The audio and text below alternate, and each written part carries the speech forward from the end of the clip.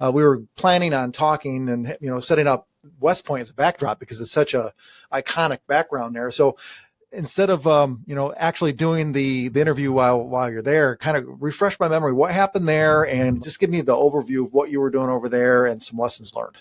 I was representing a cadet over at West Point. It was a very complex case where the facts were just not good. I can't go into the details of what the case was about because there may be other issues that are out there. But it was a case where we negotiated a pretrial agreement. Not every case needs to go to trial. Like, we will try a lot of the cases we do, but this particular case was a very hard-fought pretrial negotiation that took literally months to get a deal in place.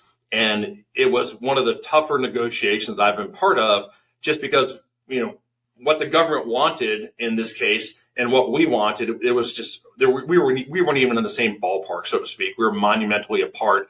And so, again, there was a several month process to get to a negotiated agreement. We were able to get to a negotiated agreement on a plea deal that it was touch and go for the majority of the time. I did not, even the day before court, I thought this was going to fall apart. And so we went up to West Point. It was a cadet, but not a lot of cadet cases go to a general court martial. So these were pretty serious allegations that were out there. Just so I know, if you're a cadet, you are commissioned at that point when you're going to school, or is it after you graduate? It's after you graduate, but you are subject to the UCMJ. You are a cadet and you are subject to the UCMJ. West Point it's college. It's not Boston College. It's not University of Florida. The rules are incredibly strict there.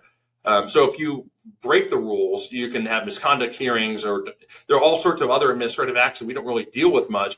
But if you commit a crime and that's fairly significant, you can go to a court martial, and that's what happened. There's a courtroom there. There's a judge that's not assigned to West Point, but that's assigned to that region. And this client is, they're incarcerated now. And so, as part of their pretrial agreement.